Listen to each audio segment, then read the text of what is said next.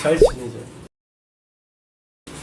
설교를 준비하고 설교를 하는 사람은 그 앞에서 그거를 받겠다고 하는 의지가 있는 사람들이 얼마나 되느냐에 의해 그 사람이 이렇게 거기다가 에너지를 쏟아붓는 양이 달라지거든.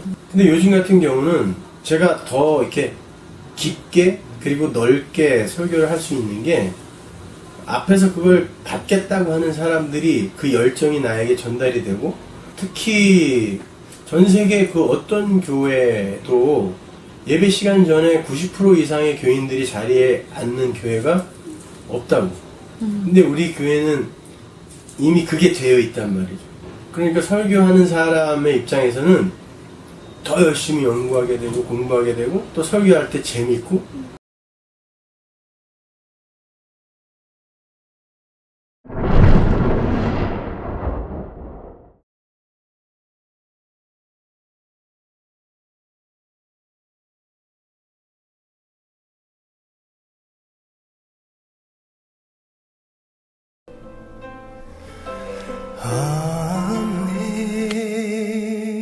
Amazing grace, how sweet the sound that saved the wretch like me. I once was lost, but now am found. Was blind, but now I see. 자비로운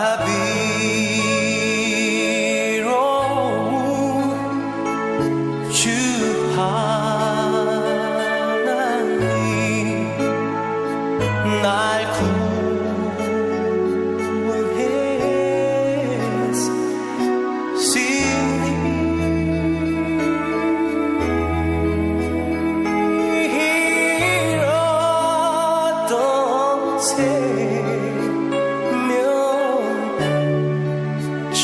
찾았고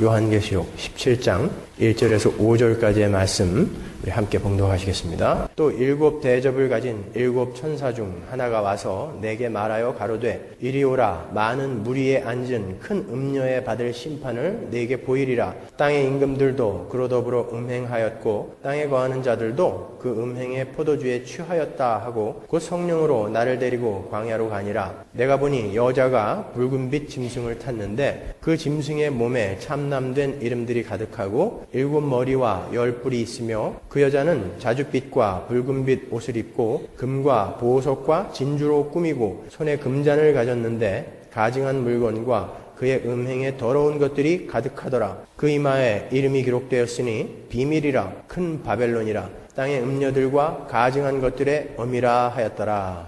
아멘. 우리는 16장까지를 통해서 이 세상의 고난과 고통이 어떻게 하여 오게 되었으며 그 고통들이 종말에 가까울수록 얼마나 엄청나게 심화되는지를 보았어요. 그죠?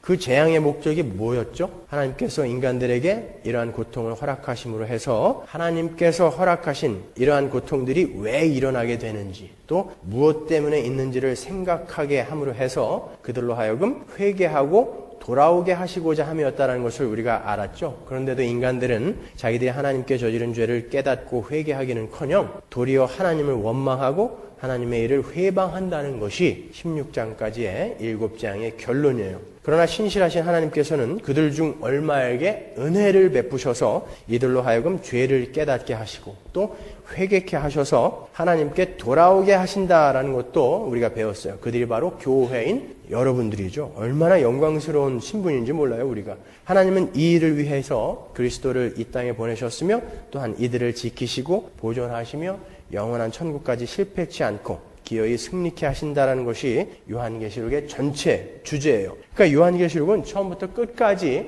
복음의 이야기만 하고 있는 것이지 그것을 억지로 수수께끼로 역사적인 사건을 대입해서 이렇게 풀려고 하는 것은 아주 우매한 어리석은 해석인 것입니다. 요한계시록은 이 복음의 이야기를 계속해서 반복하여 점진적으로 기술하고 있는 책이라고 했어요. 우리가 지난주까지 7 재앙 시리즈의 마지막인 7 대접을 공부하면서 그 7 대접이 바벨론의 최후라는 것을 알았죠. 그 7 대접이 어디에 쏟아졌습니까? 사단의 보좌에 쏟아지고 공기에 쏟아지고 공중에 쏟아지고 했잖아요. 그럼 바벨론의 최후의 멸망인 것을 우리가 알았어요. 이 16장에서 큰 우박과 큰 지진으로 세상의 역사가 막을 내렸던 거예요. 그리고 16장 17절에서 우리가 다 되었다. 게고넨이라는 단어에 대해서 공부하지 않았습니까? 이 게고넨은 it's done이라고 했죠. it's done. 다 끝났다. 그러니까 이 요한계시록은 16장에서 끝맺을 수 있는 책이란 말이에요. 거기서 끝날 수 있는 거예요. 아니 16장 이전에 똑같은 내용이 나온 데가 있었어요. 어디였어요? 14장에서도 역시 바벨론의 최후가 또 나왔었잖아요. 12장부터 14장까지는 전체 구속사를 요약한 요한계시록의 심장 같은 부분이라고 했잖아요, 제가. 근데 그 맨 마지막이 바벨론의 최후였잖아요. 그러니까 이 요한계시록은 그 전체 구속사를 점진적으로 그리고 때로는 관점을 달리해서 반복해서 설명하고 있는 거예요. 반복해서 기술하고 있는 책입니다. 그런 의미에서 이 17장 이후부터 19장 10절까지의 이 한 단락은 다른 이야기가 아니라 바로 그 구속사의 내용인 바벨론의 함락과 또 그와는 반대로 성도들의 승리가 기술되어져 있는 그것을 좀 더 자세하게 반복하여 기술하고 있는 부분이라는 거예요. 다시 말씀드리면 이 17장부터 19장 10절까지는 7 대접의 내용을 다시 자세하게 다른 관점에서 설명하는 부분이다라고 이해하시면 될 거예요. 여러분 7 재앙들이 다 뭐였어요? 7 인, 7 나팔, 7 대접이 전부 뭐였죠? 말세 때 일어나는 심판과 구원을 기술해 놓은 게 바로 7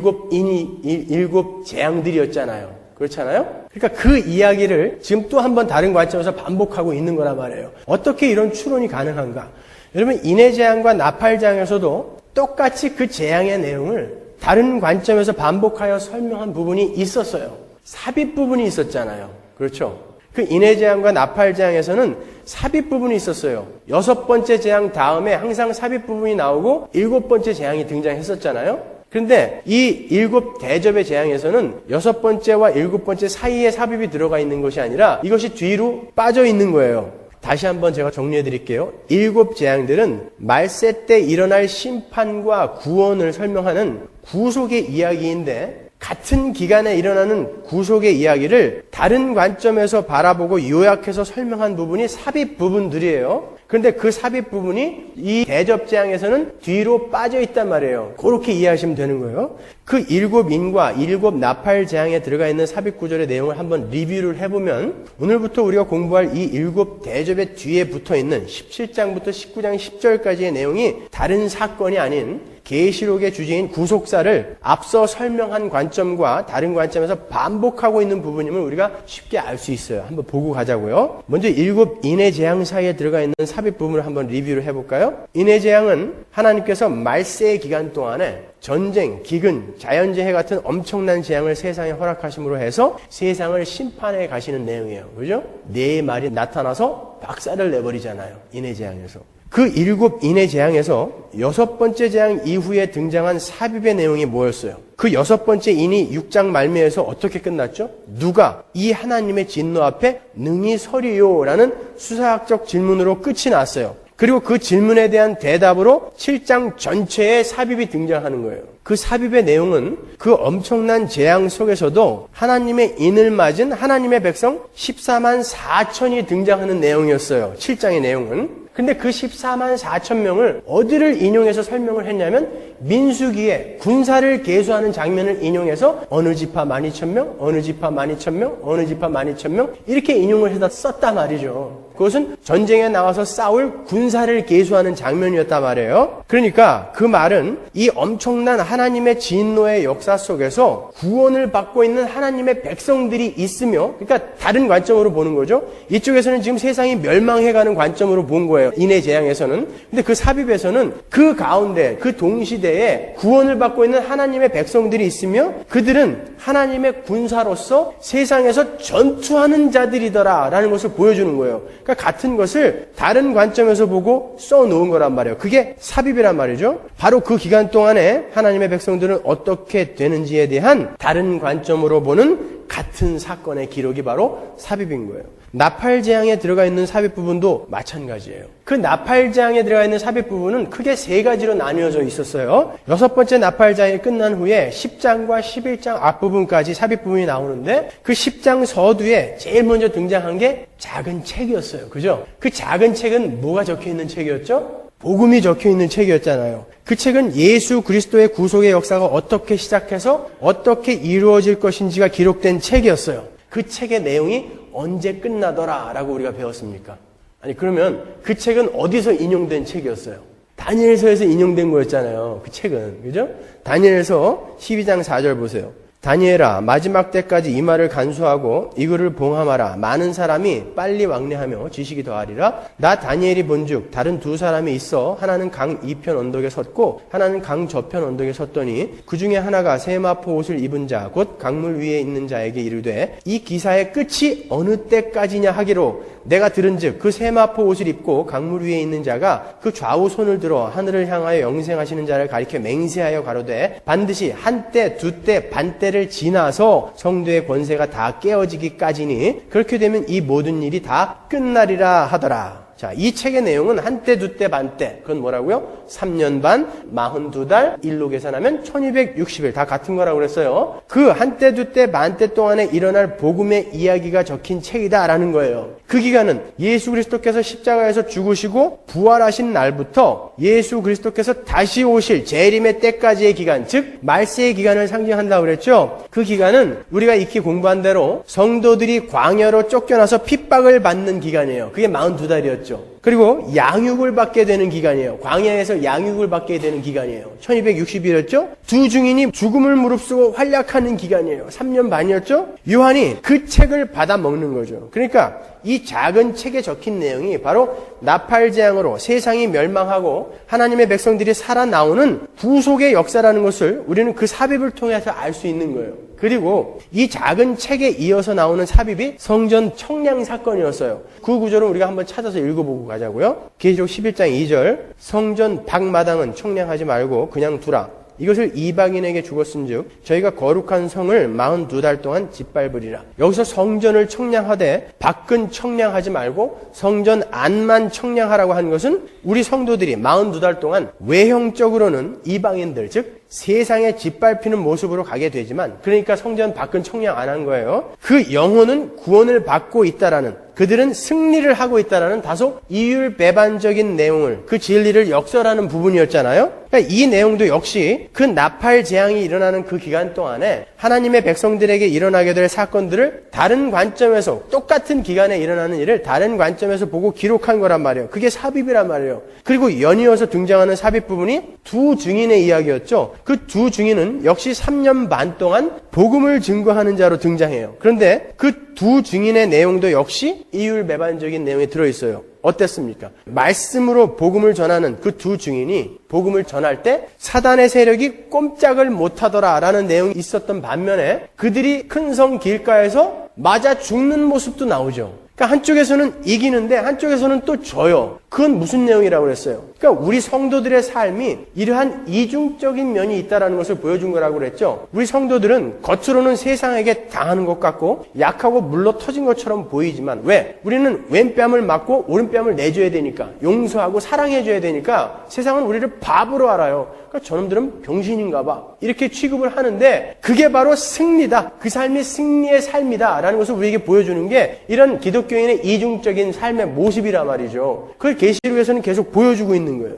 이렇게 나팔 재앙의 삽입 부분도 역시 그 나팔 재앙의 내용을 다른 관점에서 설명하는 것이었어요. 이렇게 7 재앙에 들어있는 삽입 부분들은 재앙의 기간 동안에 동시에 일어나는 성도들의 승리의 모습을 재앙을 당함으로 멸망해가는 세상을 바라보는 관점이 아닌 그 멸망해가는 세상 속에서 승리자로 일어서고 있는 성도의 모습을 바라보는 관점으로 기록한 것이 바로 삽입 부분이었어요. 그러니까 우리가 이 17장부터 19장 10절까지의 내용을 뒤로 빼내버린 삽입 부분으로 본다면 이 17장부터 19장 10절까지의 내용도 역시 우리가 앞에서 공부한 대접재앙의 내용을 다른 관점으로 반복해서 설명하고 있는 부분이라는 것을 우리가 알 수 있는 거예요. 제가 나누어드린 핸드아웃을 보시면 아시겠지만 17장, 18장에서는 바벨론이 어떻게 통쾌하게 멸망하게 될 것인지에 대한 자세한 기술이 있고요. 틈틈이 그 속에서 끝까지 싸워서 이긴 하나님의 백성들이 부르는 찬양이 등장하는 걸 볼 수가 있어요. 19장 서두 부분은 전부 그 찬양의 내용이에요. 승리의 노래 부분. 세상은 그렇게 그 한때 두때 반때 동안 자기들이 승산이 있는 줄 알고 기고만장해서 아마겟돈으로 그 세력을 모아서 하나님께 선전포고를 하고 있지만 그들은 지금 멸망하고 있는 것이고 우리가 승리하고 있는 하나님의 백성들이라는 것을 이 17장부터 19장 10절까지가 보여주는 거예요. 아니, 요한계시록 전체가 그 이야기만 하고 있는 거예요. 아니, 성경 전체의 내용이 바로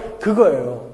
그러니까 17장에서는 정치적, 종교적 측면에서 바라본 바벨론의 마귀의 세력의 멸망을 보여주고 있고 18장에서는 경제적, 물질적인 면으로 세상을 미혹하는 그 바벨론의 멸망을 그리고 있고 19장에서는 그 가운데서 구원하신 하나님의 백성들의 영광스러운 그 모습, 그들이 부르는 찬양의 모습을 거기다가 기록하고 있는 거예요. 이러한 구조만 알고 계시면 오늘 본문은 쉽게 해석을 하실 수가 있어요. 세대주의자들은요, 성경을 문자적이며 역사적인 순서로 해석을 하기 때문에 이 17장 이후의 부분을 대접재앙 다음에 오는 또 다른 역사적인 사건으로 해석을 해요. 월브워드 같은 아주 탁월한 세대주의 신학자들은 아무리 연구해봐도 그건 아니다 라고 한 발 뒤로 물러섰어요. 그런데 다른 세대주의 신학자들은 전부 그렇게 해석을 하고 있어요. 그렇지만 17장만 잘 봐도요, 이 17장 이후가 대접재앙의 반복적인 기록이라는 것을 우리가 쉽게 알 수 있어요.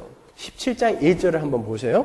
또 7 대접을 가진 7 천사 중에 하나가 와서 내게 말하여 가로되 이리 오라, 많은 물 위에 앉은 큰 음료에 받을 심판을 내게 보이리라. 지금 이 17장 이후는 많은 물 위에 앉은 큰 음료에 받을 심판의 내용이라고 이야기를 하는데 그걸 누가 이야기해줘요? 7 대접을 가진 천사 중에 하나가 이야기해준단 말이에요. 그러니까 이 7 대접의 내용을 자세하게 풀어 설명해줄게. 그리고 이 대접을 가진 천사가 요한을 데리고 간 거예요. 그리고 계속해서 보시면은 그 17장 이후의 내용을 누가 설명해 주냐면 그 천사가 설명해 준다고요. 그러니까 7 대접이 도대체 무엇인지 16장 19절에서 나타난 그 바벨론이 하나님의 진노의 포도주를 마신다는 게 도대체 뭔지를 여기에서 자세하게 다시 설명해 주고 있는 거란 말이죠. 그러니까 27장부터 19장 10절까지의 내용은 7 대접 재앙의 반복 설명이라는 것을 우리가 알 수 있는 거예요. 다른 관점에서 보는 반복적인 설명.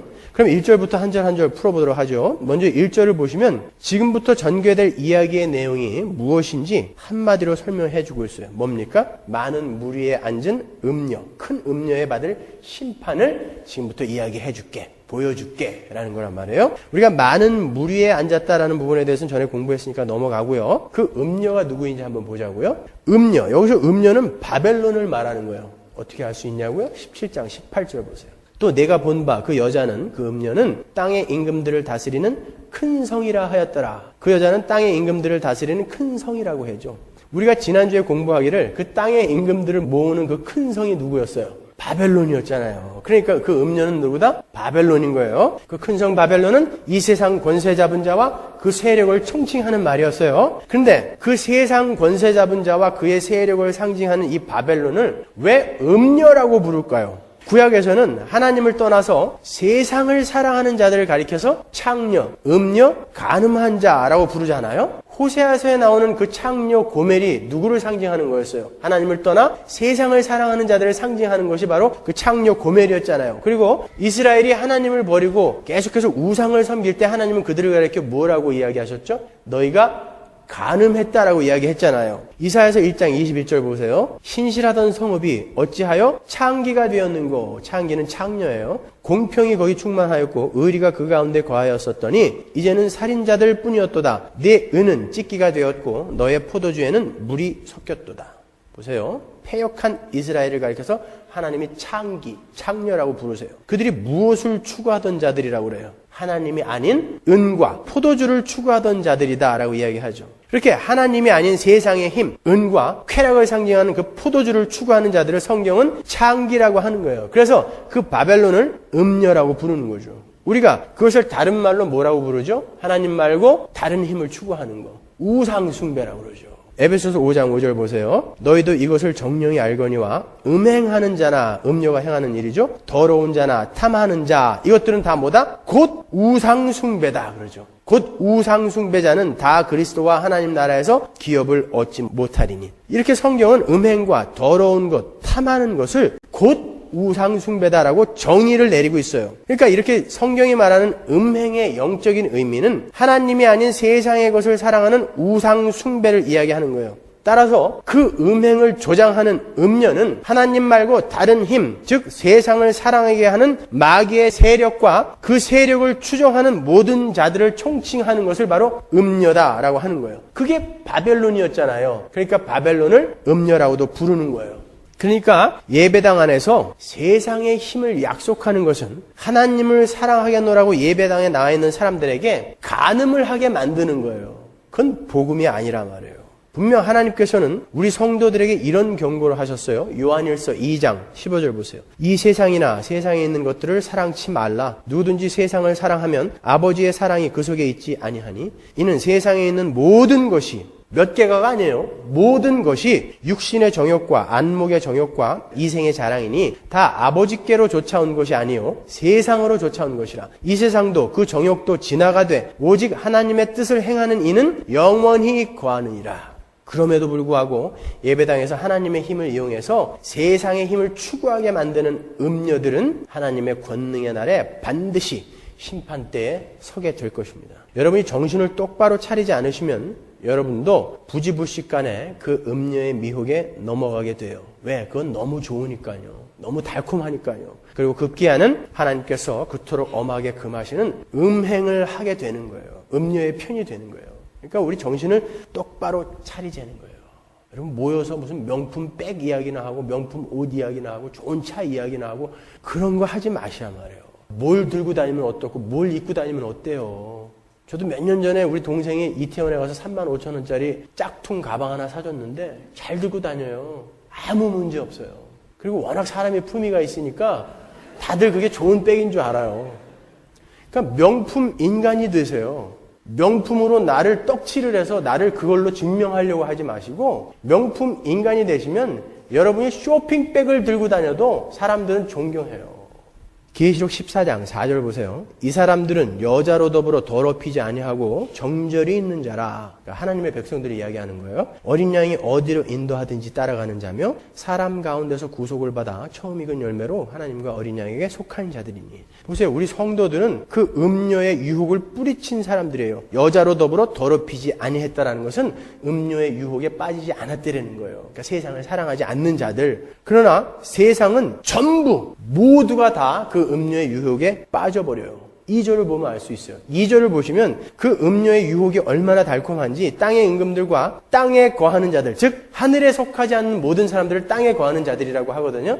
그 땅에 거하는 자들이 모두 음행을 하던 자들이다라고 나와요. 보세요. 2절. 땅의 임금들도 그로 더불어 음행하였고 땅에 거하는 자들도 모두 그 음행의 포도주에 취하였다 하고, 그러니까 땅에 속한 사람들은 모두 하나님보다 세상의 힘을 좋아하게 되어 있다라는 거예요. 따라서 여러분들이 위의 것을 찾지 않고 땅의 것에 매달려 있으며 이 땅의 것으로 그것이 나에게 오든지 가든지 그런 것으로 일희일비하고 있다면 여러분은 지금 음료와 함께 음행을 하고 있는 분들인지 몰라요.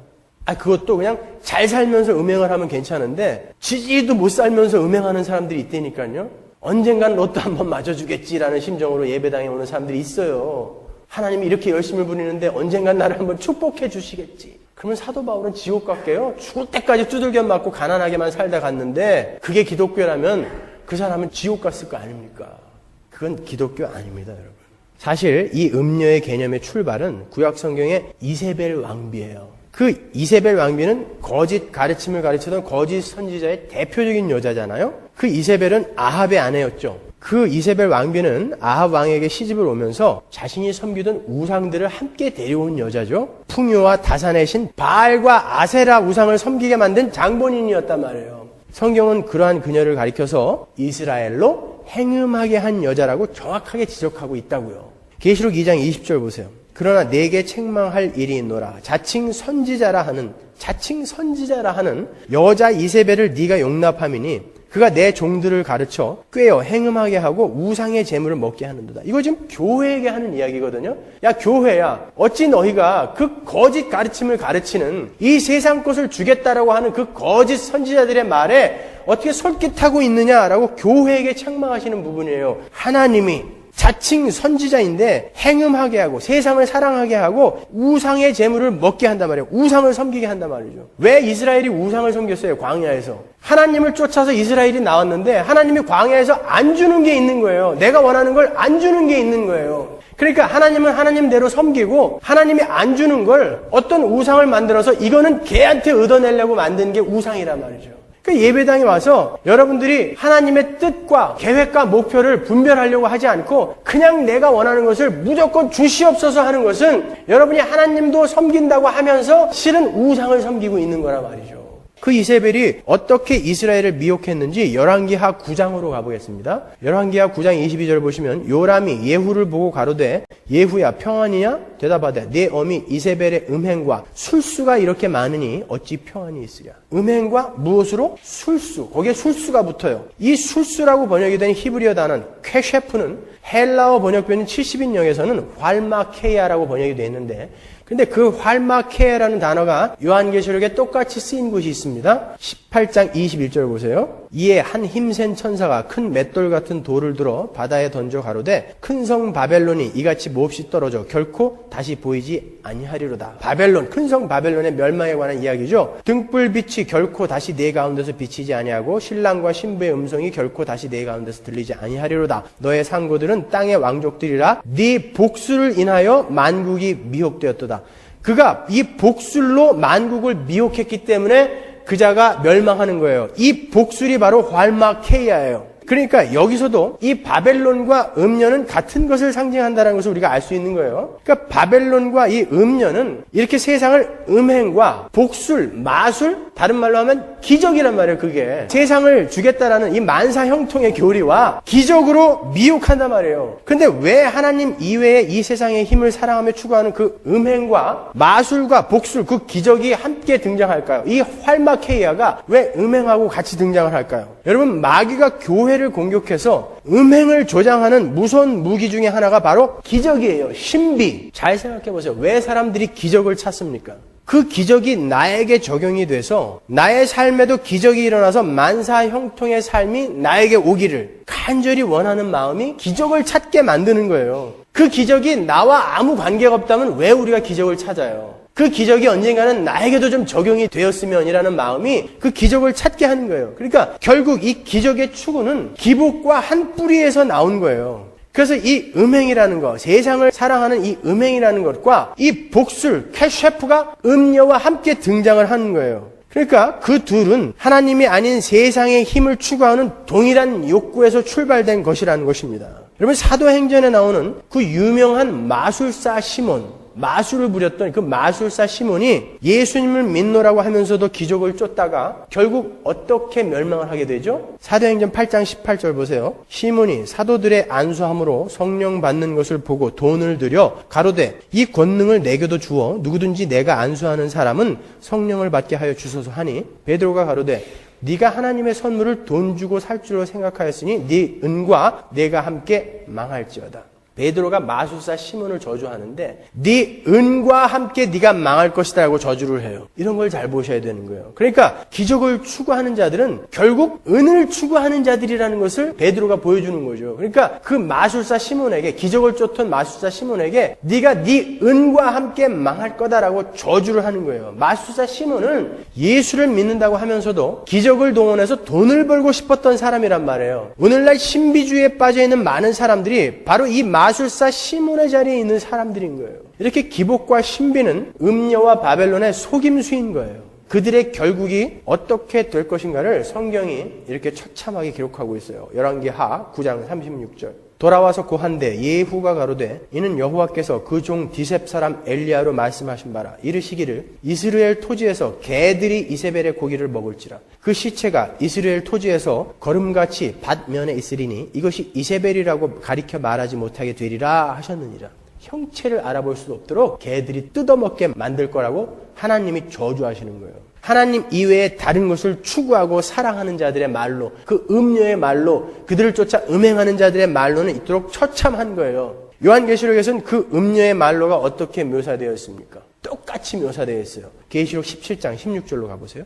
네가 본 바 이 열뿔과 짐승이 음녀를 미워하여 망하게 하고 벌거벗게 하고 그 살을 먹고 불로 아주 살으리라. 똑같죠? 이세벨의 말로하고 똑같아요. 뜯어먹어요. 짐승이 뜯어먹어요. 그런데 중요한 건 그 살을 누가 뜯어먹느냐는 거예요. 이세벨의 살은 개가 뜯어먹고 음녀의 살은 짐승이 뜯어먹어요. 그 짐승은 음녀가 타고 있는 짐승이거든요. 둘은 같은 편 아닌가요?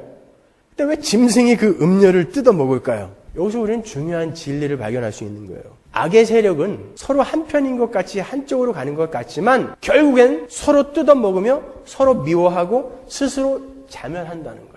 디도서 3장 3절 보세요. 우리가 전에 세상에 속해 있었을 때는 어떤 자들이었는지를 나타내는 거예요. 우리도 전에는 어리석은 자요, 순종치 아니한 자요, 속은 자요, 각색 정욕과 행락의 종노릇한 자요, 악독과 투기로 지낸 자요, 가증스러운 자요, 뭐예요? 피차 미워한 자였으나 being hated and hating one another. 세상에 속한 자들을 묘사하는데 그 목록 중에 그들은 서로 미워하는 자라는 대목이 있어요. 하나님을 알지 못하는 사람들은 자기의 공동 유익 앞에서는 손을 잡는 듯 하지만 그러한 이익이 사라지게 되면 언제든지 서로를 적으로 여기며 미워하는 속성을 갖고 있다라는 거예요. 그 결과 그들은 서로를 뜯어먹으며 스스로 자멸하게 된다라는 것입니다. 그래서 한편 같았던 짐승이 음녀를 뜯어먹는다라는 구절이 등장하는 거예요. 그러니까 여러분 앞에서 누가 다른 사람 욕을 하거나 험담을 하거든 얼른 알아차리세요. 아, 이 사람은 나와의 유익관계가 끊어지면 언제든지 뒤돌아서서 내 욕을 할 수 있는 사람이구나. 아직 피차 미워하는 그 수준에 있는 사람이구나 라고 얼른 알아차리시란 말이에요. 우리는 거기서 벗어난 자들이란 말이에요. 그러면 그 음녀의 미혹에서 건져진 성도들은 어떤 삶을 살아야 하는가? 여전히 서로 뜯어먹어야 되는가? 그건 아닐 거 아닙니까? 그래서 구원받은 성도들의 삶을 대표적으로 특징 짓는 단어가 사랑인 거예요. 너희들은 이제 서로를 뜯어먹는 개들이 아니라는 것을 한마디로 사랑이라고 표현한 것입니다. 요한계시록은 이 음녀와 피차 미워하는 음녀와 어린 양의 신부를 정확하게 대조하고 있어요. 음녀는 심판을 받아서 살을 뜯기는 저주를 받게 되지만 새하늘과 새 땅의 어린 양의 신부는 화려한 혼인잔치를 하게 되죠. 음녀는 자기 운명의 공동체인 짐승에게 결국 뜯겨 먹히게 되지만 어린 양의 신부는 어린 양 예수님께서 끝까지 보호하시고 사랑하셔서 점도 없고 흠도 없는 아름다운 존재로 만들어내시죠. 근데 그렇게 만들어내는 그동안에는 아프죠. 왜? 점과 흠을 떨어내야 되니까 아프죠. 세상은 서로의 유익을 위해서 서로 뜯어먹고 있으면서도 내 유익을 위해서 잘 해주는 척 쇼하고 있는 거란 말이에요. 세상은요. 그러니까 그리스도인의 삶에 고난과 환난이 없으면 그건 가짜인 거예요. 요한계시록은 이렇게 흰 옷을 입은 순결한 신부와 붉은 옷을 입은 음녀의 그 결국을 자세하게 기록함으로 해서 아직 이 땅에서 고난을 통과하고 있는 어린 양의 신부들에게 용기와 위로와 격려를 쏟아붓고 있는 책인 거예요. 우리가 조금 전에 읽었던 계시록 14장 4절에 그 신부들은 어린 양이 인도하는 대로 어디든지 쫓아가던 자더라 라는 구절이 있었잖아요. 그럼 그 어린 양이 이 신부를 어디로 인도해 갈까요? 어디로 끌고 갈까요? 한번 생각해 보세요. 그 예수님이, 신랑이신 예수님이 딱 한마디 그 신부들에게 부탁하고 가신 이야기가 있어요. 그게 뭐예요? 요한복음 13장 34절 보세요. 새 계명을 너에게 주노니 서로 사랑하라. 내가 너희를 사랑한 것 같이 너희도 서로 사랑하라. 너희가 서로 사랑하면 이로써 모든 사람이 너희가 내 제자인 줄 알리라. 우리의 신랑이신 어린 양은 우리를 이 사랑으로 인도하시는 분이에요. 이 사랑하는 자가 되는 것이 거룩이란 말이에요. 세상은 온통 미워하는 자들 뿐인데, 땅에 속하는 자들은 전부 미워하는 자들 뿐인데 그 속에서 구별되어서 사랑하는 자들이 생기는 것을 거룩이라고 하는 거예요. 홀리. 생각해 보세요. 내가 누군가를 사랑한다는 것은 상대방을 위해서 나의 손해를 감수하는 게 사랑이죠. 상대방의 유익을 위해서 나의 유익을 과감히 포기할 수 있는 것이 바로 예수 그리스도의 사랑인 거예요. 그러한 사람들이, 나의 손해를 감수하는 사람들이 세상의 은을 쫓겠습니까? 그러한 사람들에게 왜 세상의 복술과 기적이 필요하겠어요?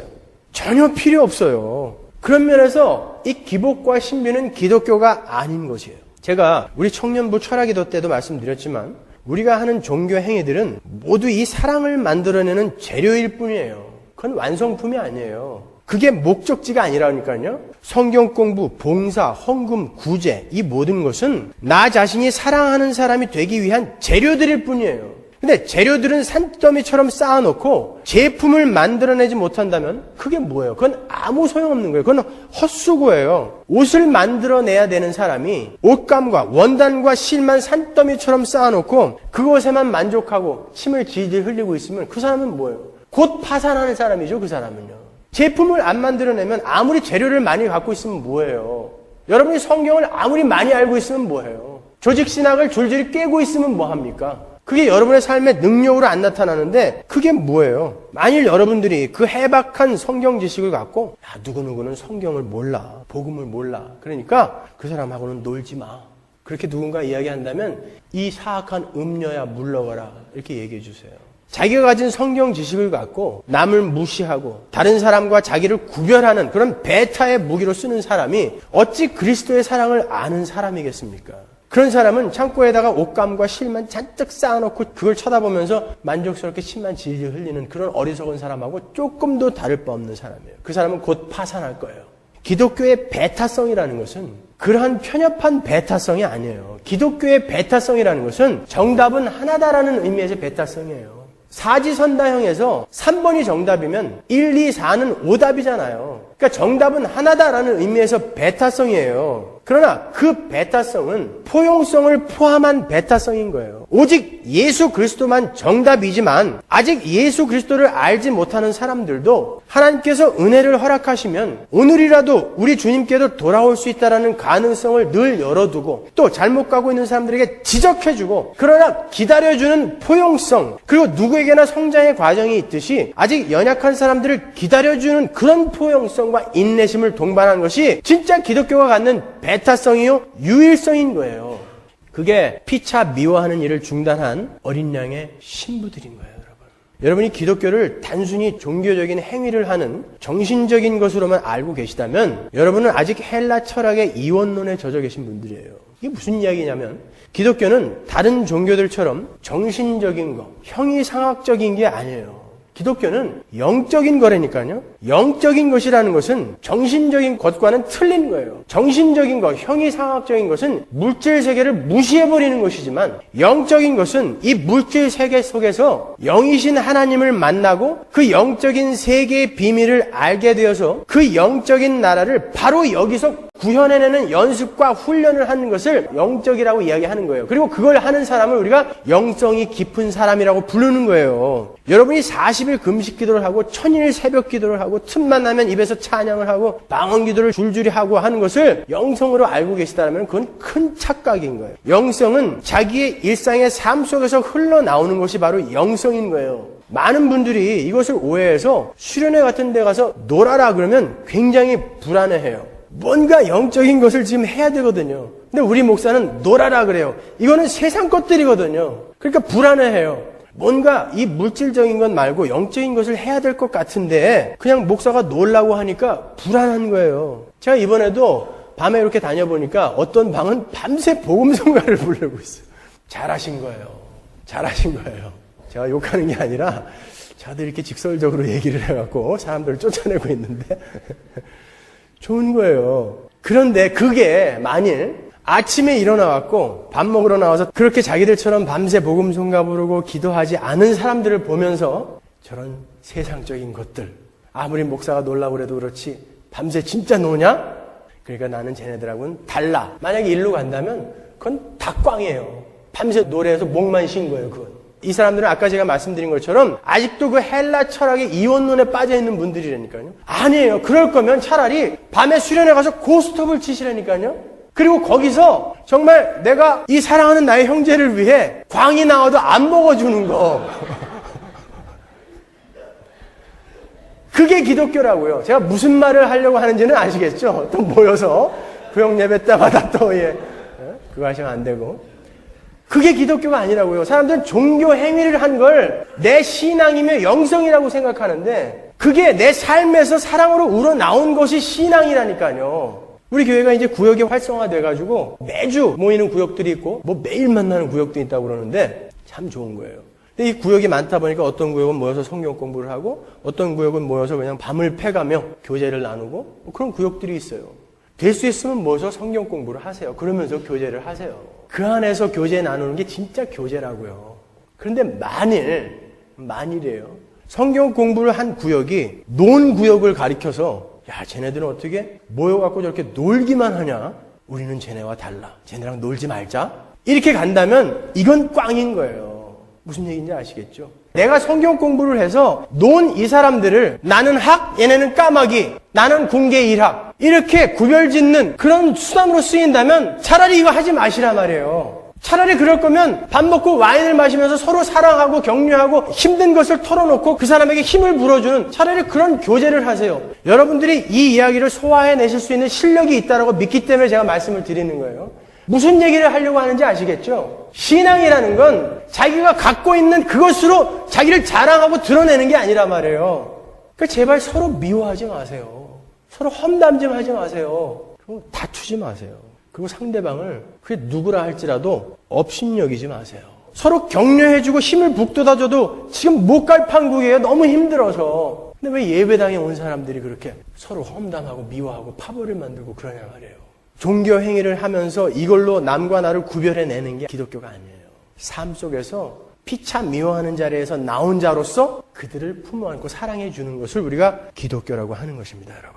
제가 제일 기쁠 때, 힘날 때가 여러분들이 그렇게 모여서 친형제처럼 그렇게 담소 나누고 서로 위로해주고 격려해주고 걱정해주고 하는 그런 모습을 볼 때예요. 제가 어제도 LA 구역 모임에 잠깐 갔었는데 제가 아주 마음이 편하더라고요. 제가 집에 오면서 저희 집사람한테 그랬어요. 야, 내가 정말 몇 년 묵은 스트레스가 다 풀리는 것 같더라. 그냥 여러분들이 서로서로 그렇게 위해주고 사랑해주는 모습만 봤는데 제 마음이 그렇게 좋을 수가 없더라고요. 그걸 만들어내는 게 종교 행위인 거예요. 근데 어떻게 목적이 이거가 되고 이거는 어디로 갔는지 없어져 버렸어요.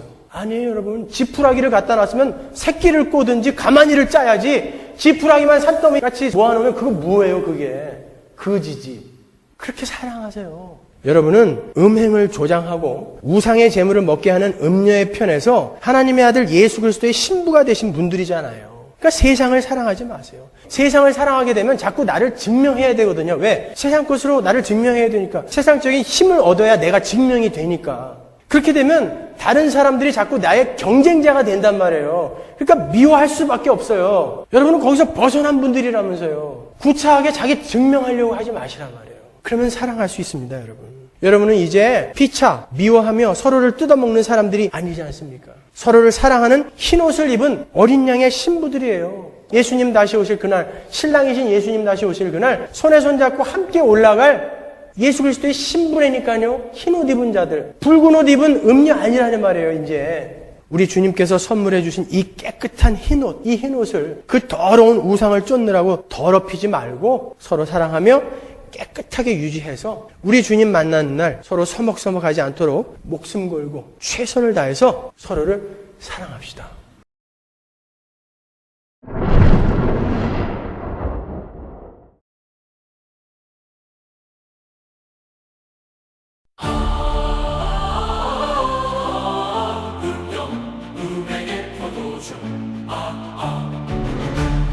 붉은 영을 타고 운명 바벨론 가져간 것들의 어미라 또 일곱 대접을 가진 일곱 천사 중 하나가 와서 내게 말하여 이르되 이리로 오라. 많은 물 위에 앉은 큰 음녀가 받으신 판을 내게 보이리라. 음녀가 받으신 판을 보이리라.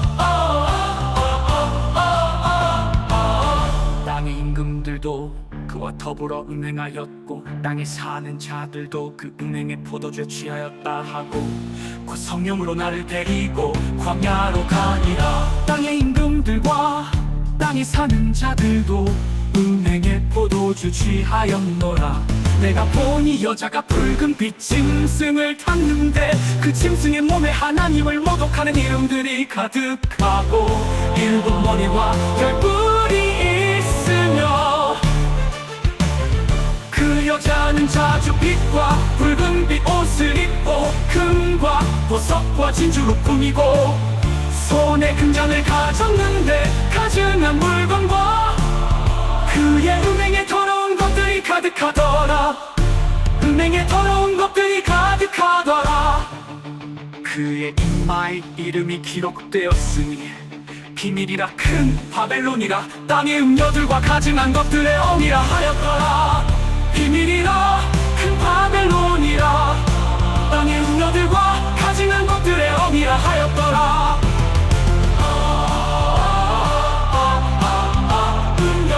음녀의 포도주 음녀 붉은 용을 타고 음녀 바벨론 가증한 것들의 어미라.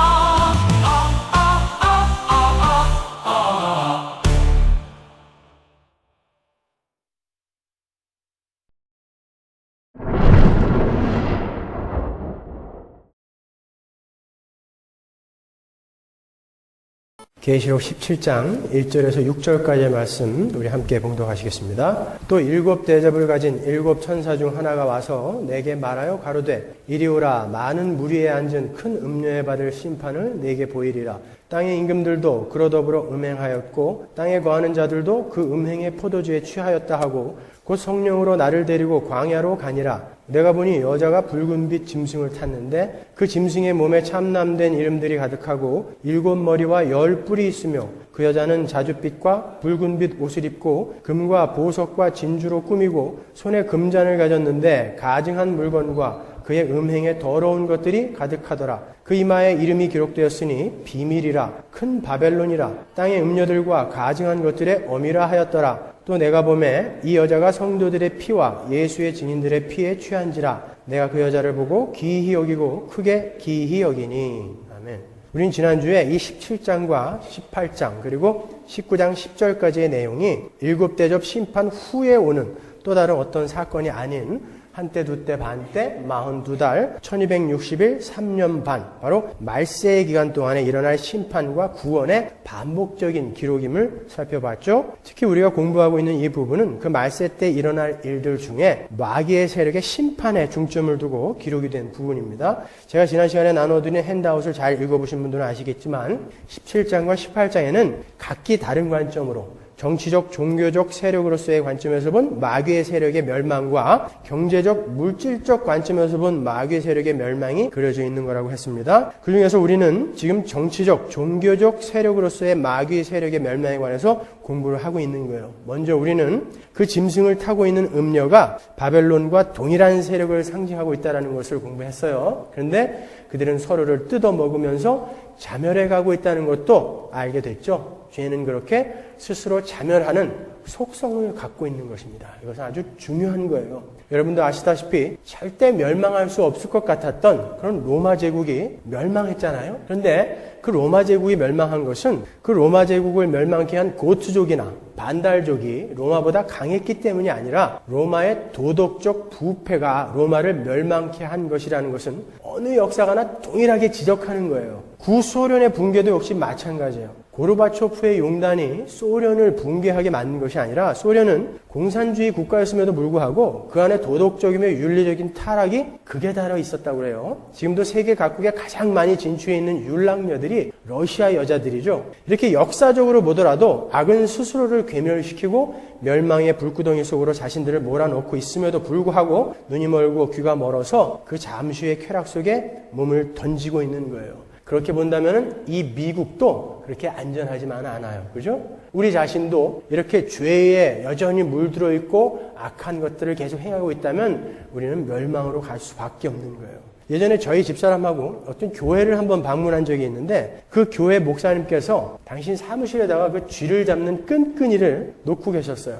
참 처량하더라고요. 목사님이 쥐 잡는다고 끈끈이에다가 치즈를 이만한 거를 하나씩 이제 넣어가지고 끈끈이를 이렇게 놓고 계신데 며칠 전에 놓은 끈끈이에 쥐가 한 마리 잡혀 있더라고요. 근데 그 쥐가 사람들이 전부 자기를 쳐다보고 있는데도 그 끈끈이에 붙어 있는 치즈 먹느라고요. 자기가 어떤 위험에 처해져 있는지를 몰라요. 계속 치즈만 먹고 있더라고요. 그게 바로 죄인들인 거예요. 쾌락과 세상적인 것들에 빠져가지고 자기가 어떤 위험에 처해 있는지를 모르고 그 세상 것들에 탐닉해 있고 취해 있는 것. 그것이 바로 죄인들의 모습이에요. 여러분 톨스토이의 참회록을 읽어보시면 거기에도 비슷한 내용이 나와요. 톨스토이의 참회록 서두에 보면은 그 톨스토이가 동양의 또 불경에서 읽은 거라고 제가 들었는데 거기에 톨스토이가 인생을 어떻게 표현해 놓냐면 인생이라는 것은 사람이 어떤 무시무시한 사자에게 쫓겨서 잡아먹히지 않기 위해서 우물 속으로 쑥 들어갔는데 그 밑에를 보니까 시커먼 용이 입을 딱 벌리고 떨어질 때만 기다리고 있더라는 거죠. 그래서 놀래가지고 우물 벽에 있는 나뭇가지를 탁 잡았는데 설상가상으로 그 나뭇가지를 또 흰지와 검은지가 번갈아 갉아먹고 있더래요. 조금 있으면 떨어지는 거죠. 이 흰지와 검은지는 낮과 밤을 가리키는 거예요. 세월. 조금 있으면 세월이 가게 되면 이제 그는 떨어져서 용의 입속으로 쑥 들어가게 될 거라는 거죠. 그럼에도 불구하고 이런 진퇴양난의 상황에서도 그 나뭇가지의 꿀이 조금 흐르고 있었는데 그 꿀을 핥아먹느라고 이 상황을 잊고 사는 거. 이것을 죄인들이 사는 인생이다라고 톨스토이가 이야기를 해놨어요. 맞습니다. 그게 바로 우상이 주는 달콤한 세상 것들을 즐기느라 자신들의 멸망을 직시하지 못하고 있는 죄인들의 모습인 거예요.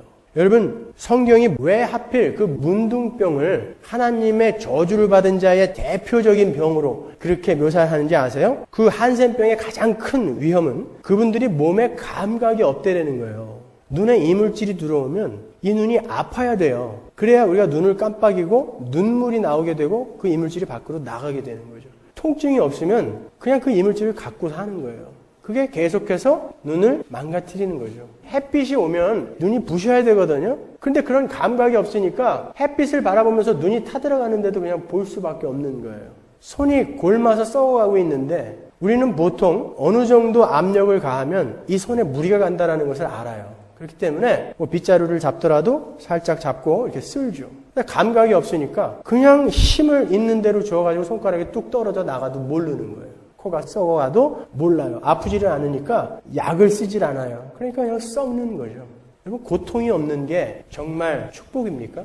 여러분이 고통을 감지하지 못한다는 건 축복이 아니라 오히려 저주인 거예요. 고통을 감지하지 못하는 사람들은 세상의 위험으로부터 자신을 지켜낼 수가 없어요. 근데 세상 사람들은 뭔가에 홀려서 자기들이 지금 어떤 처지에 놓여 있는지를 직시하지 못해요. 잊어버리고 산다라는 거예요. 끈끈이에 붙은 쥐는 자신의 위험을 직시하고 그 치즈를 빨리 버리고 탈출을 시도했어야죠.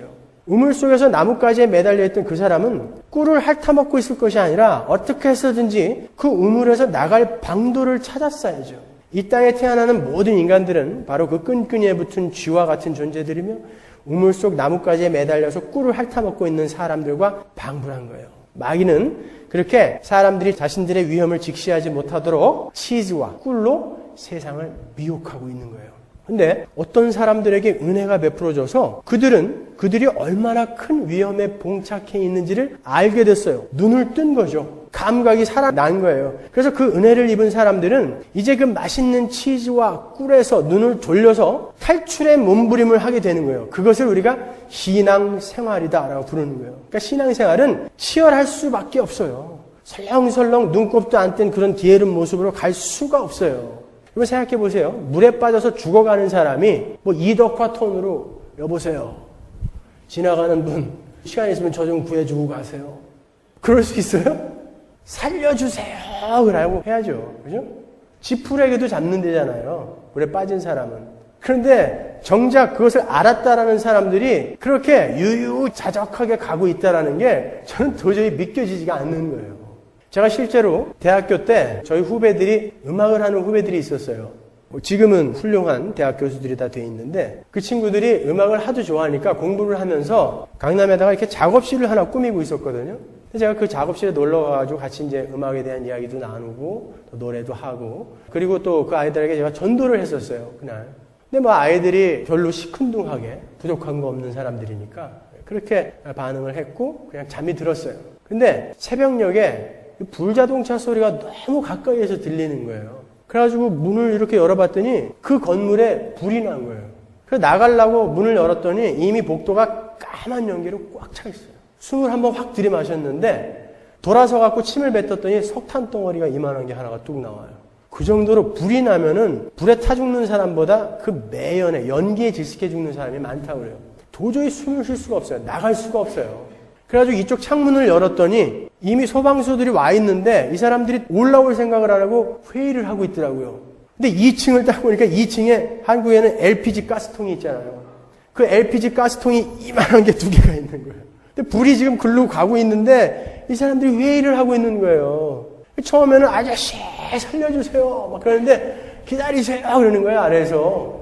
그러니까 나중에는 욕이 막 나오는 거예요. 지금 여기 위에선 죽어가고 있는데 회의를 하고 있는 게 말이 되냐고요. 셋이서 팬티만 입고 창피한 게 어디 있어요. 살려주세요.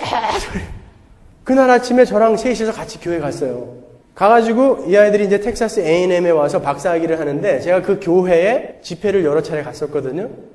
그때 한 사람은 서울대 교수가 됐고 한 사람은 부경대학 교수가 됐는데 그 부경대 교수로 있는 그 친구가 저한테 그러더라고요. 형님, 제가 신앙생활을 하면서 게을러지려고 할 때마다 그때 형님이랑 팬티만 입고 살려주세요 했던 그때를 기억한다는 거예요. 신앙생활은 그런 거라는 거예요. 여러분, 아니 이미 구원받았는데 뭘 또 그렇게 치열하게 살아야 돼요? 예, 우리는 구원받았지만 구원의 현재 시제가 있다는 것을 우리는 알잖아요. 두려운 마음으로 구원을 이루어가는 자들이어야 한다는 것을 우리가 알잖아요. 그런데 우리가 그 불구덩이 속에서 그렇게 치열하지 못한다면 그거는 제가 뭔가 잘못됐다는 거예요. 제가 잘 아는 집사님 중에 2년 전에 이혼을 하면서 하나님을 인격적으로 만난 분이 계세요. 그분에게는 그 이혼이 오히려 복이었죠. 그 후에 이분이 얼마나 바뀌었냐면 이분이 LA 밤거리의 황태자였어요. 술을 얼마나 좋아하신 분이고 즐긴 분인지. 근데 중국의 친구들하고 놀러 갔어요. 거기서는 아무도 보는 사람들이 없으니까 괜찮잖아요. 한 잔 정도. 얼마나 이분이 결단을 했냐면요. 그 친구들이 다 같이 놀던 친구들이니까 야, 왜 그래? 한 잔만 해. 그런데 술잔을 거꾸로 딱 엎어놓고 아니야, 나 예수 믿기로 했어. 이렇게 한번 무너지면 계속 무너질 거야. 그리고는 마틴 로이드 존스 목사님의 에베소서 강해, 로마서 강해 14권짜리 600페이지, 700페이지 되는 그 책들을 다 사셔가지고 독파를 하세요. 그리고 제 설교 탭을 5번, 6번 들으셔갖고 그거를 다 숙지를 한 다음에 자기 직원들 모아놓고 그걸 다 가르쳐 주세요. 그리고 직원들과 늘 성경 공부하시고 사람들이 그분의 모습을 보면서 사람이 저렇게 변할 수도 있는가? 이렇게 생각할 정도로 변해요. 치열하게 된다니까요. 눈을 떴기 때문에. 이제 감각이 살아났거든요. 그래서 이제 무감각했던 그 시절에 살던 그 방식대로 살 수가 없는 거예요. 그럼 정말 하늘의 소망을 알게 된 사람들은 세계관이 바뀌어요. 그렇게 눈을 뜨게 된 자들, 위험을 직시하게 된 성도들은 이 땅의 치즈와 꿀에서 하늘의 보물로 시선이 옮겨지는 거예요. 그때까지는 하나님을 만나기 전까지는 이 땅의 치즈와 꿀을 위해서 죽어라고 달렸지만 이제는 신앙생활을 위해서 열심히 경주를 하게 되는 거예요. 마태복음 6장 19절 보세요. 너희를 위하여 보물을 땅에 쌓아두지 말라. 거기는 좀과 동록이 해하며 도적이 구멍을 뚫고 도적질하느니라. 오직 너희를 위하여 보물을 하늘에 쌓아두라. 거기는 좀이나 동록이 해하지 못하며 도적이 구멍을 뚫지도 못하고 도적질도 못하느니라. 내 보물이 있는 그곳에는 내 마음도 있느니라. 눈은 몸의 등불이니 그러므로 내 눈이 성하면 온몸이 밝을 것이요 눈이 나쁘면 온몸이 어두울 것이니 그러므로 내게 있는 빛이 어두우면 그 어두움이 얼마나 하겠느뇨. 한 사람이 두 주인을 섬기지 못할 것이니 혹 이를 미워하며 저를 사랑하거나 혹 이를 중히 여기며 저를 경히 여김이라. 너희가 하나님과 재물을 겸하여 섬기지 못하느니라. 눈을 뜨지 못하고 여전히 어두움 속에 있는 음녀의 세력들은 어떻게 산다고 그래요? 이 땅에 재물을 쌓는 것을 일생일대의 최고의 목표로 두고 산다는 것이죠. 치즈와 꿀이 그들의 인생의 최고의 목표예요. 반면에 눈뜬 자들은 하늘의 보물을 쌓는다 그런단 말이에요. 그럼 꼭 이런 질문하는 사람들이 있죠. 둘 다 가지면 안 되나요? 24절에 안 된다 그러잖아요. 한 사람이 두 주인을 섬기지 못한다 그러잖아요.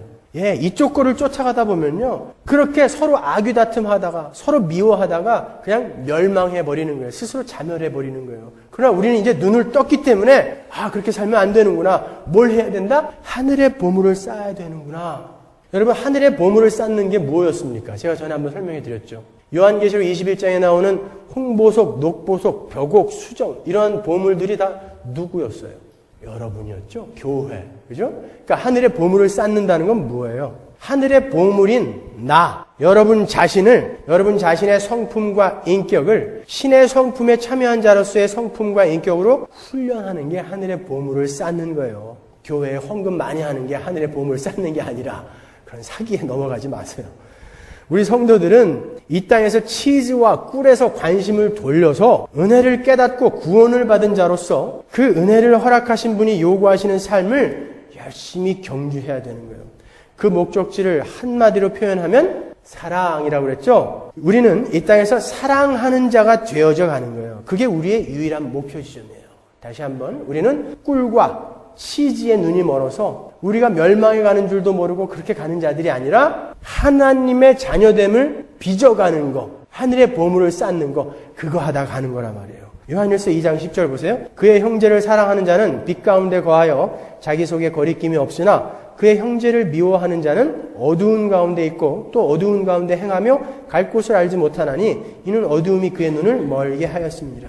눈이 멀어서 어두운 데 있는 자들은 한마디로 형제를 미워하는 자다. 이렇게 정의를 내리고 있어요. 이렇게 눈이 멀어서 세상만을 사랑하는 사람들은 사랑과는 거리가 멀게 되는 거예요. 그러니까 우리 중에 나는 세상을 사랑하지 않아. 나는 이미 어두운 데 있는 자가 아니야. 그렇게 이야기하면서 실제로 또 검소하게 사는 사람들이 있어요. 근데 그러면서도 남을 험담하고 시기하고 이간질을 하고 이러는 사람, 그 사람은 지금 거짓말하고 있는 거예요. 그 사람은 여전히 세상에 속해 있고 세상을 사랑하는 사람이며 치즈와 꿀을 쫓는 사람이에요. 여러분, 검소하게 사는 건 참 좋은 거지만 그것만으로 신앙의 경중을 잴 수는 없는 거예요. 아시겠어요?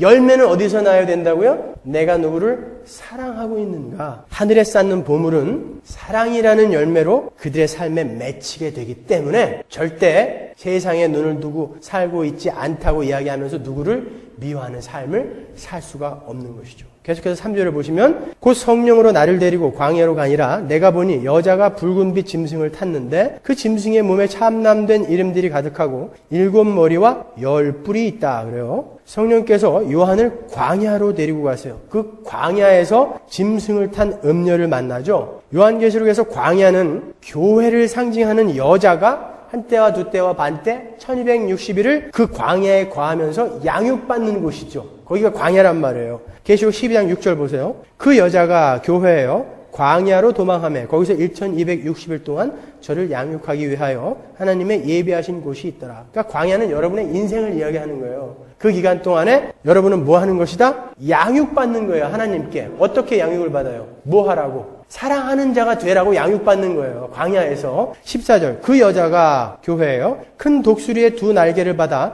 광야 자기 곳으로 날아가, 역시 광야로 날아가죠. 거기서 그 뱀의 낯을 피하여 한때와 두때와 반때를 양육받으며. 우리는 광야의 인생 동안에 뭐 하는 거예요? 양육받는 거예요. 사랑하는 자가 되어져 가는 거예요. 우리는 그거 하다 가는 거예요. 무슨 뭐 촛불 들고 어디 나와서 대단한 일 하려고 하지 마세요. 주님 내가 여기 있사오니 나를 보내소서. 이거는 하나님이 부르는 특별한 몇 사람이 하는 거예요. 이사야, 이순신 이런 사람들이요. 다 이씨구만요. 많은 사람들이 거북선 갖고 외족을 무찌르는 그 이순신 같은 신앙생활을 하고 싶어 하죠. 그런 신앙생활이 우리에게 요구되는 게 아니에요. 우리에게 요구되는 신앙은 거북선 뺏긴 이순신이 광화문 내거리에서 인상 팍팍 쓰면서 수십 년 동안 서 있는 그 모습으로 가는 거예요. 이순신이 거북선 뺏기면 할 게 뭐 있어요? 광화문 내거리에서 인상이나 쓰면서 계속 복도옥장 간판이나 보고 있는 것이. 그럼에도 불구하고 그 자리를 끝까지 지키는 거. 그게 신앙생활이라니까요. 양육받는 거예요. 우리는 거기서 하나님의 사랑하는 자녀의 신분에 합당한 그 삶을 살아낼 수 있는 자로 양육받는 거예요. 우리는 그렇게 이 땅에서 사랑하는 자, 거룩한 자로 양육되어지는 거예요. 그런데 그 음녀가 광야에 있다는 것은 지금 그 마귀의 세력 음녀는 바로 지금 이곳에 우리가 양육받고 있는 이곳에 그걸 못하게 하려고 우리와 함께 공존하고 있다는 거예요. 광야에서 음녀를 봤다라는 것은 우리가 이걸 많이 간과한다고요. 여러분, 이 요한계시록은 미래에 일어날 어떤 일을 예언해 놓은 책이 아니라 현재를 싸우고 있는 성도들에게 너희들이 지금 치르고 있는 전쟁의 정체가 무엇인지를 바로 알고 싸우라는 병서인 거예요. 여러분, 에베소서에 나오는 전신갑주가 언제 필요한 거였죠? 구원의 투구, 의의 흉배, 진리의 띠, 믿음의 방패, 평안의 복음에 예비한 신, 성령의 검. 이게 언제 필요한 거였어요? 우리가 요즘 에베소서에서 배우고 있잖아요. 언제 필요한 거예요, 이게? 아내들아, 남편에게 순종해라. 남편들아, 아내를 목숨 걸고 사랑해라. 자녀들아, 부모에게 순종하며 공경해라. 부모들아, 자녀를 노엽게 하지 말고 교양과 훈계로 양육하라. 종들아, 상전들에게 니들이 죽게 하듯 복종해라. 상전들아, 종들을 형제 대하듯 해줘라. 이거 할 때 필요한 게 바로 전신갑주였잖아요. 그게 바로 성령 충만한 삶이고 그 성령 충만한 삶을 살기 위해서는 이러한 무기가 필요하다. 그게 에베소서 6장 아닙니까? 그러니까 여러분은 이 땅에서 여러분의 삶 속에서 지금 그 음녀와 싸우셔야 되는 거예요. 뭘 갖고? 그 하나님의 전신갑주를 가지고 음녀는 그걸 못하게 하려고 지금 치즈와 꿀로 미혹하는 거고요. 그러니까 여러분이 지금 여러분의 이 광야의 삶 속에서 1260일 동안인 이 광야의 삶 속에서 음녀를 이기고 있는 증거는 어떻게 나와야 돼요? 여러분이 아내를 목숨 걸고 사랑해주고 남편에게 목숨 걸고 복종하고 자녀를 노엽게 하지 않고 종들을 형제처럼 대해주고 상전에게 상사에게 복종하고 부모에게 순종하는 그 삶, 그 사랑의 삶, 복종의 삶이 나와야 여러분이 음녀를 이기고 있는 증거예요. 그게. 우리는 지금 그걸 싸우고 있는 거예요. 음녀는 그거 못하게 하려고 내 삶 속에서 성령의 열매가 맺히지 못하게 하려고 그리스도의 성품이 나오지 못하게 하려고 꿀과 치즈로 우리를 계속 미혹하고 있는 것이고 우리는 그거와 맞서 싸우는 거예요. 그러니까 우리는 매일매일 정신을 똑바로 차리지 않고 기도로 무장하지 않고 그러면 그 음녀와 짐승의 미혹이 언제 넘어갈지 모르는 것입니다. 그러니까 치열해야 돼요. 더 진지해야 돼요. 우리의 신앙은.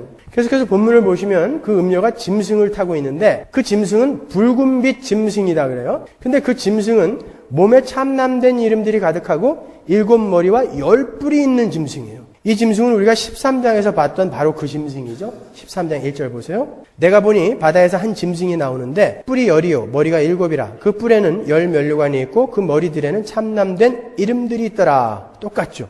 이 짐승은 우리가 공부한 바에 따르면 예수 그리스도를 흉내내는 적그리스도의 세력을 상징하는 거였죠. 죽었다가 살아난 것 같은 흉내도 내고 그랬잖아요. 그런데 이 짐승은 12장에 등장하는 용과도 일치하고 있음을 볼 수 있어요. 12장 3절. 하늘에 또 다른 이적이 보이니 보라 한 큰 붉은 용이 있어. 여기서 용은 사탄이었어요. 마귀. 그 용이 머리가 7이요 뿔이 10이라. 그 여러 머리에 7면류관이 있는데 어떠세요? 똑같아요. 이 용은 마귀를 상징하는 거였어요. 그러니까 그 짐승도 역시 마귀의 사주를 받고 있는 적그리스도, 마귀의 세력이고 그 짐승을 타고 있는 음녀 역시 그 짐승과 같은 운명 공동체이며 본질적으로는 같은 하나님을 알 수 있는 거예요. 근데 여기 보시면 짐승도 붉은색이고 용도 붉은색이에요. 그리고 음녀도 붉은빛과 자줏빛 옷을 입고 있어요. 이 붉은색은 성경에서 죄의 색을 나타냈죠. 그리고 사치와 영광의 색으로도 등장을 해요. 이사야서 1장 18절 보세요. 여호와께서 말씀하시되 오라 우리가 서로 변론하자. 너희 죄가 주홍 같을지라도 눈과 같이 휘어질 것이요 진홍같이 붉을지라도 양털같이 되리라. 이렇게 붉은색은 성경에서 죄의 색깔로 나타나요. 그와 동시에 붉은색과 자주색은 부자들만 입던, 심지어 왕들이 입던 사치와 영광의 색이기도 한 거예요. 사도 바울이 빌립보성에서 만난 자주장사 루디아를 아시죠? 바로 그 루디아가 왕들이나 귀족들이 입었던 붉은색 옷감을 취급하는 아주 부유한 무역상이었단 말이에요. 그래서 예수님이 돌아가실 때도 로마 군인들이 조롱하느라고 붉은색 홍포를 입힌 거예요. 너 왕이라며? 그럼 빨간 거 입어야 되지 않냐? 이렇게 붉은색 옷을 입힌 거죠. 이렇게 붉은색은 죄의 색임과 동시에 세상의 힘, 영광, 부, 사치, 허영의 색깔인 거예요. 그래서 18장에 나오는 멸망하는 바벨론도 역시 같은 붉은 옷을 입고 있는 거예요. 계시록 18장 16절 보세요. 가로되 화이토다 화이토다 큰 성이여 바벨론이죠. 세마포와 자주와 붉은 옷을 입고 금과 보석과 진주로 꾸민 것인데 보세요. 여기도 바벨론이 보석으로 꾸미고 붉은 옷과 자주 옷을 입고 있다라고 나오죠. 용도 붉은 용이었고 짐승도 붉은 빛이고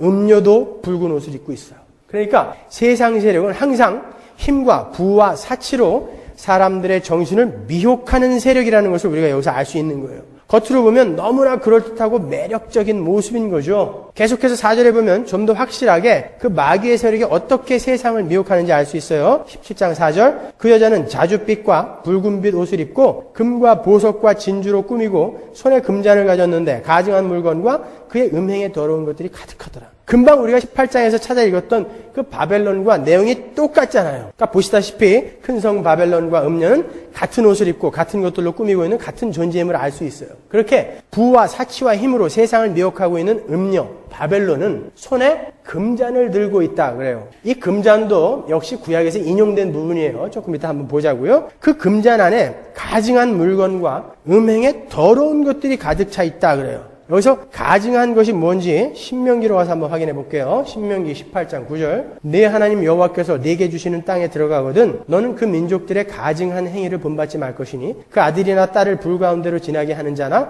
복술자나 기륭을 말하는 자나 요술하는 자나 무당이나 진언자나 신접자나 박수나 초혼자를 너희 중에 용납하지 말라. 무릇 이런 일을 행하는 자는 여호와께서 가증히 여기시나니 이런 가증한 일로 인하여 내 하나님 여호와께서 그들을 네 앞에서 쫓아내시느니라. 9절에 가증한 행위가 나오고 12절에 가증한 일이 나오죠. 그 단어는 똑같은 단어이거든요. 히브리어로 토에바예요.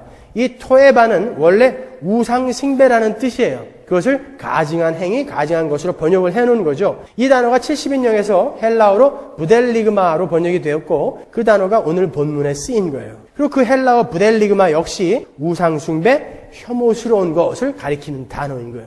그러니까 그 음녀가 들고 있는 그 금잔에 부델리그마, 가증한 물건이 들어있다는 것은 이런 의미예요. 마귀의 세력은 사치와 허영, 세상의 힘 같은 달콤하고 멋져 보이는 것들로 세상을 미혹하고 있는데 거기에 넘어가서 그 사치와 허영과 세상의 힘을 쫓아가는 것은 곧 우상 숭배를 하고 있는 것이다라는 것을 보여주는 거예요. 신명기에 보시면 그 가증한 일, 가증한 것을 본받지 말아라 라고 하시면서 토에바, 이것을 경계해라 라고 하시면서 그 가증한 것의 내용으로 나온 것이 복술자, 기륭을 말하는 자, 요술하는 자, 무당, 진언자, 신접한 자, 박수를 예로 들고 있잖아요. 전부 뭐 하는 사람들이에요? 우상 숭배를 부추기는 자들이란 말이에요. 그게 가증한 것 토에바예요. 부델리그마예요. 그리고 더러운 것으로 번역이 된 아카달토스도 역시 우상 혹은 악마적인 것을 가리키는 형용사란 말이에요.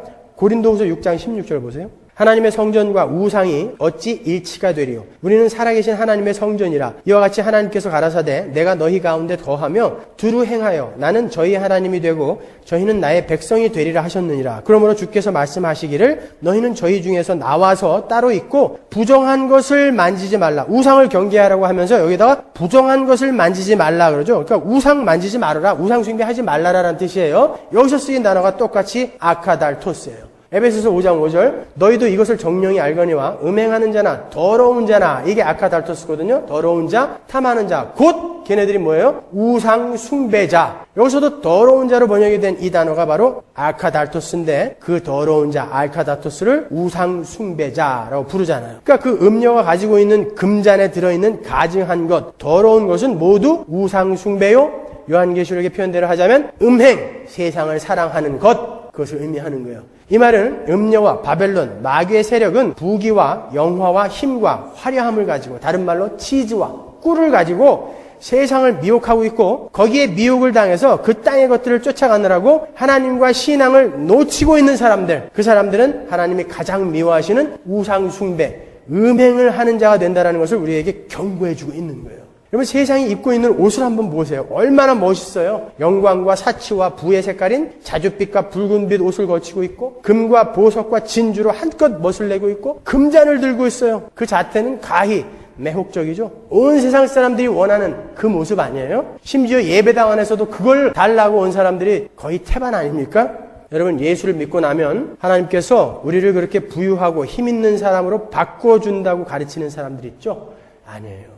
그게 바로 음녀요, 바벨론이에요. 그게 짐승이에요. 바다에서 올라온 짐승. 바다에서 올라온 적그리스도의 미혹인 거예요. 그래서 그 음녀가 짐승을 타고 있는 거예요. 이 거짓 가르침은 이 음녀의 소나기에 있는 세상의 시대 정신을 따르는 가르침이라는 거예요. 그래서 이 짐승, 거짓 선지자 적그리스도가 음녀가 이 거짓 선지자 적그리스도를 타고 있는 거예요. 걔네들을 조종하고 있다라는 거예요. 그러니까 그건 잘못된 가르침이란 말이에요. 디모데전서 2장 9절 보시면 그 화려한 옷차림의 음녀와 반대로 순결한 성도들은 어떤 옷차림을 해야 하는지를 이렇게 보여주고 있어요. 디모데전서 2장 9절 또 이와 같이 여자들도 아담한 옷을 입으며 염치와 정절로 자기를 단장하고 따은 머리와 금이나 진주나 값진 옷으로 하지 말고 안에 오늘 계시록에 나온 음녀가 입은 옷차림이 다 들어있어요. 그죠? 금, 진주, 값진 옷. 여러분이 이해하기 쉽게 표준 세번역으로 읽어드릴게요. 이와 같이 여자들도 소박하고 정숙하게 단정한 옷차림으로 자기를 단장하십시오.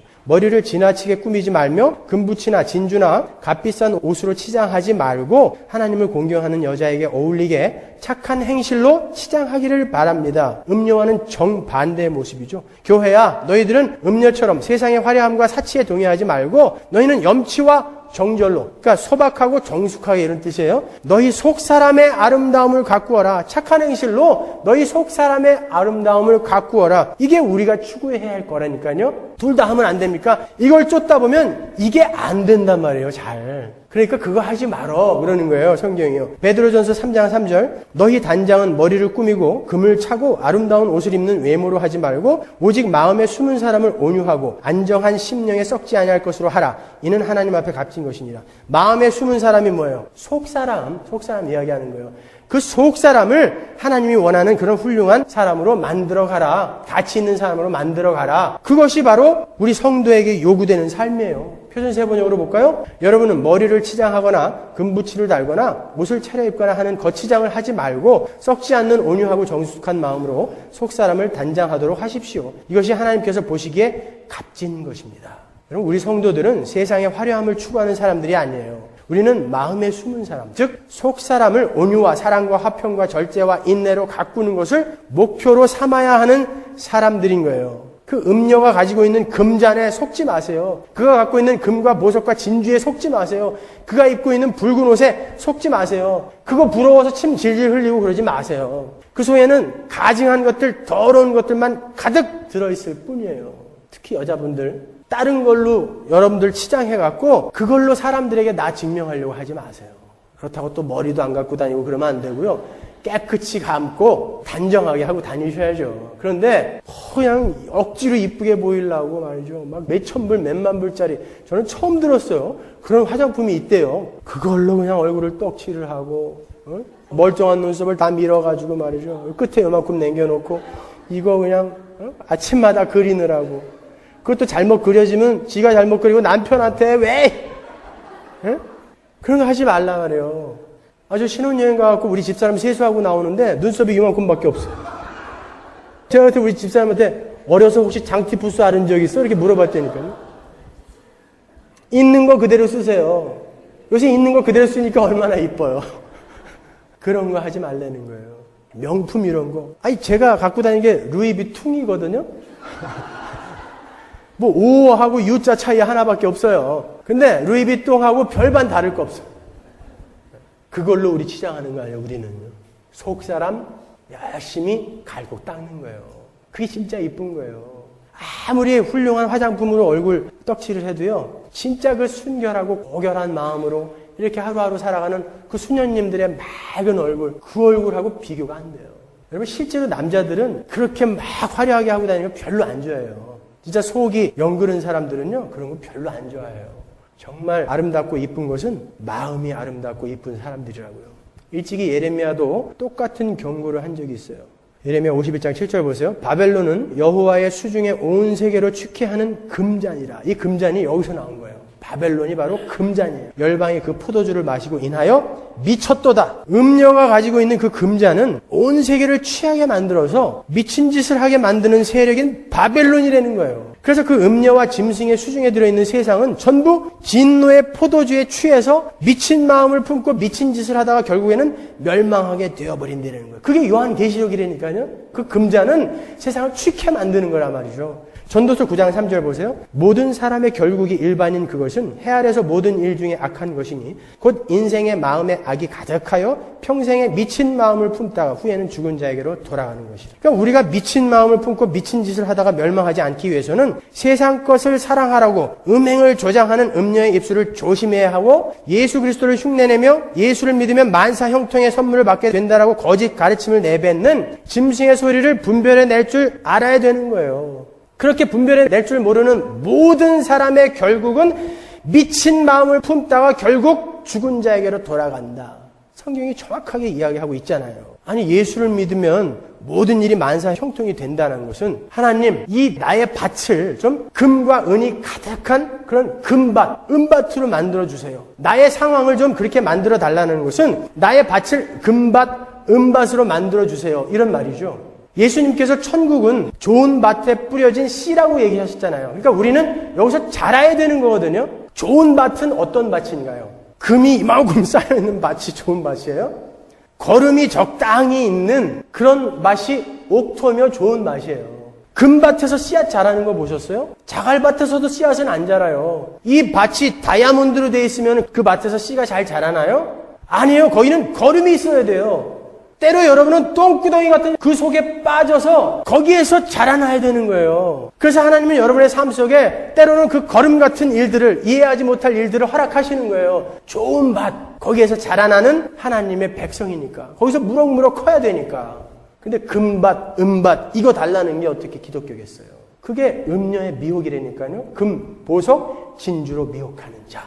금잔을 들고 있는 자. 계속해서 5절을 보겠습니다. 그 이마에 이름이 기록되었으니 비밀이라 큰 바벨론이라 땅의 음녀들과 가증한 것들의 어미라 하였더라. 그 여인 음녀의 이마에 이름이 기록되어 있다라고 하는데 그 이름의 뜻은 비밀이다 그래요. 여기서 비밀, 미스테리온이라는 헬라어는 말 그대로 미스테리예요. 여러분도 아시다시피 미스테리는 시크릿하고는 다른 뜻이죠. 시크릿은 감추기 위한 비밀이고 미스테리는 알려지기 위한 신비라고 번역을 해야 원래는 맞아요. 그 말은 그 음녀의 이마에 쓰여진 큰 바벨론, 땅의 음녀들과 가증한 것들의 어미라는 그 이름은 뭔가를 상징하고 있는 것이다 라는 뜻이에요. 그것이 뭔가를 상징하는지는 우리가 이미 배웠어요. 큰 바벨론이 뭔지 이미 배웠잖아요. 그러니까 그거는 넘어가자고요.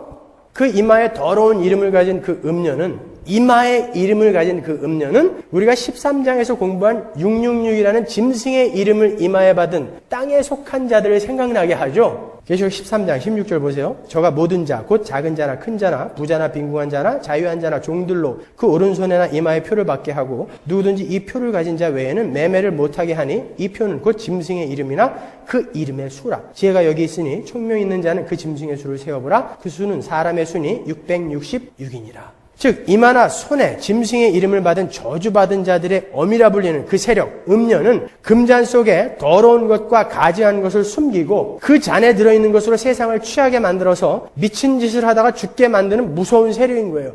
거기에 놀아나는 사람들을 666의 표를 받은 자들이라고 부르는 것이고, 그 미혹에 꿋꿋이 맞서서 이겨내는 사람들을 이마에 하나님의 이름을 받은 자 14만 4천이라고 부르는 거예요. 똑같이 이름을 받았는데 얘네들하고 우리는 다른 이름을 받은 사람들이란 말이에요. 요한계시록 22장 3절, 다시 저주가 없으며 하나님과 그 어린 양의 보좌가 그 가운데 있으리니 그의 종들이 그를 섬기며 그의 얼굴을 볼 터이요 그의 이름도 저희 이마에 있으리라. 지금 여러분의 이마에는 누구의 이름이 새겨져 있어요? 하나님의 이름 맞아요? 확실합니까? 자신 있으세요? 근데 아멘 소리가 왜 이렇게 작아요? 여러분은 금과 보석과 진주와 붉은 옷으로 미혹하는 음녀의 화려한 유혹을 잘 이겨내셔야 돼요. 여러분 혹시 금과 보석과 진주가 부족해서 낙심하고 계시지는 않으십니까? 이겨내셔야 돼요.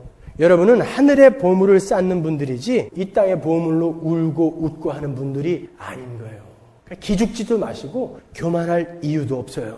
그렇게 사악한 음녀의 미혹을 이겨낸 어떤 우리의 신앙의 선배가 드린 기도문이 있어요. 그 기도문으로 오늘 설교의 결론을 대신하도록 하겠습니다. 이 기도는 마땅히 우리의 기도가 되어야 돼요.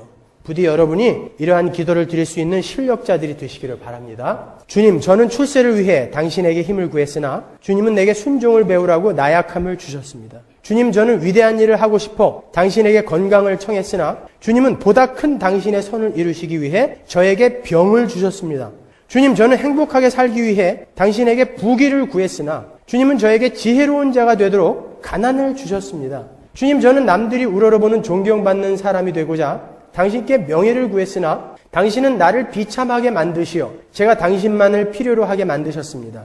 주님, 저는 홀로 있기가 외로워서 당신의 우정을 청했으나 당신은 나로 하여금 세상의 모든 형제들을 사랑하라 라고 하셨습니다. 주님, 저는 당신에게 내 삶을 즐길 수 있는 모든 것을 원했으나 주님은 나로 하여금 다른 모든 사람들을 즐겁게 하는 삶을 살기를 원하셨습니다. 내가 당신께 구한 것은 하나도 받지 못했으나 그러나 당신께서 나에게 주시고자 원하시는 것을 하나도 빠짐없이 모두 다 주셨습니다. 그래서 저는 감사하지 않을 수 없습니다. 이게 바로 요한계시록을 사는 성도의 삶인 거예요. 음료의 미혹에 미혹되지 않는 삶을 사는 사람들의 삶인 거예요. 여러분도 이런 위대한 기도를 드릴 수 있는 성숙한 그리스도인의 삶을 사시게 되기를 주님의 이름으로 축원합니다.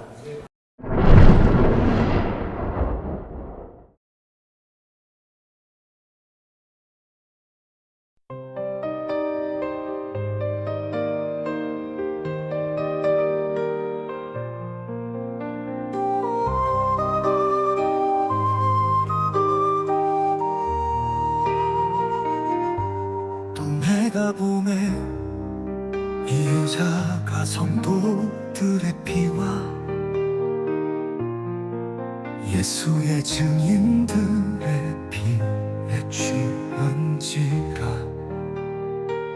내가 그 여자를 보고 놀랍게 여기고 크게 놀랍게 여기니 천사가 이르되 왜 놀랍게 여기느냐. 내가 여자와 그 같아 7 머리와 10 뿔가지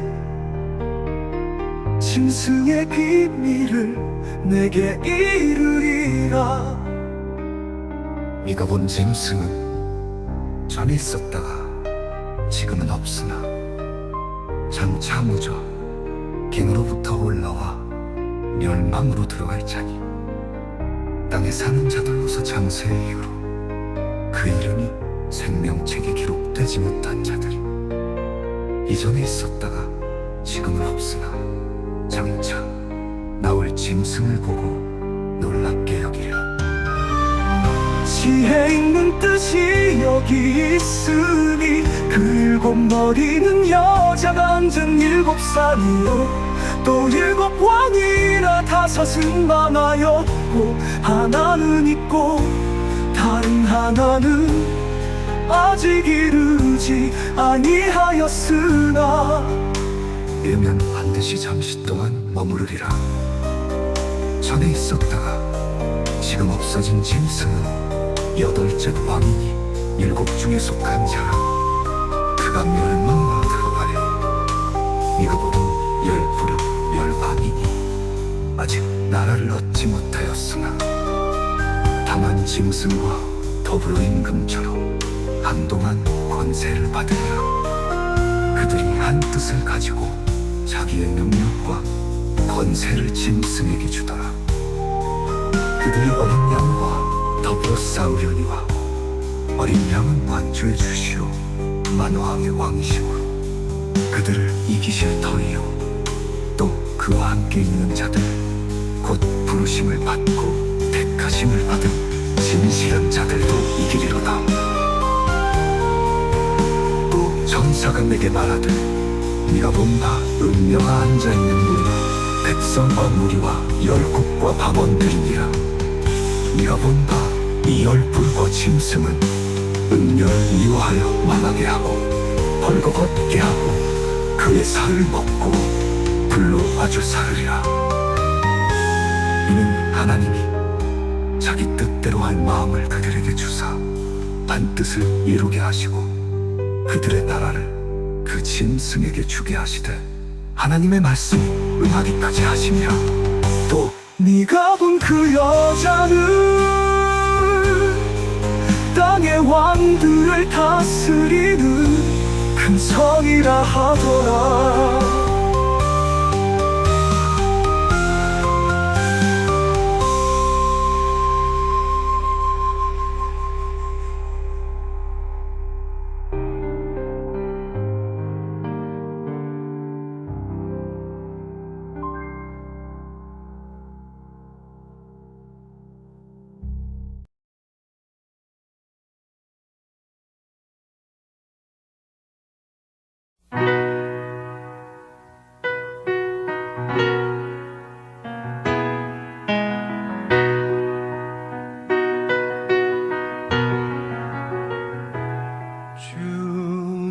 주님을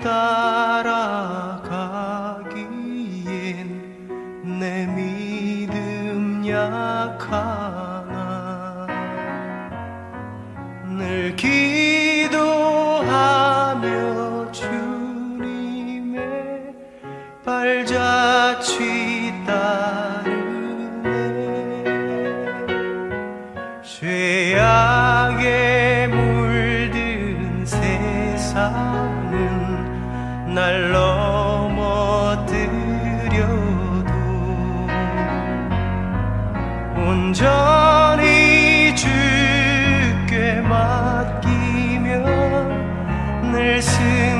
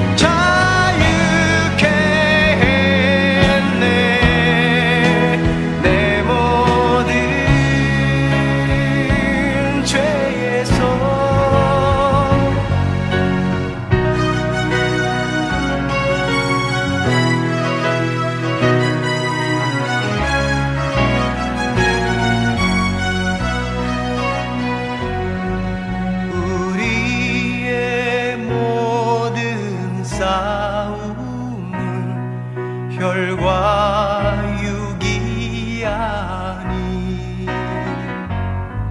죄 속에 빠진 주님의 자녀를 위한 것.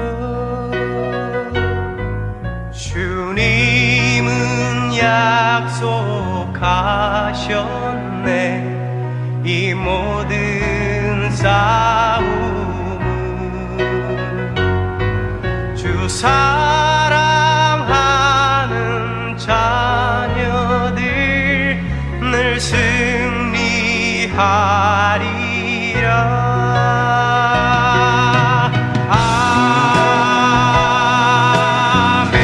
아멘. 간절히 구하면 주께서 어려움 모두 이기게 해.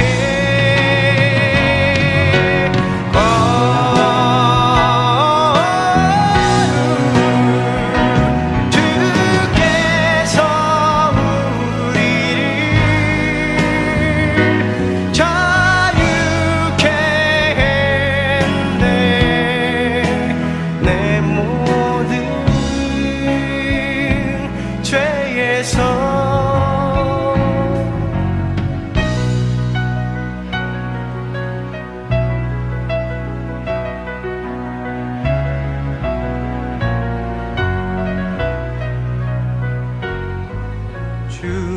주님은 약속하셨네.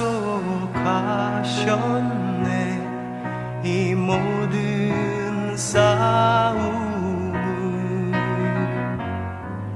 주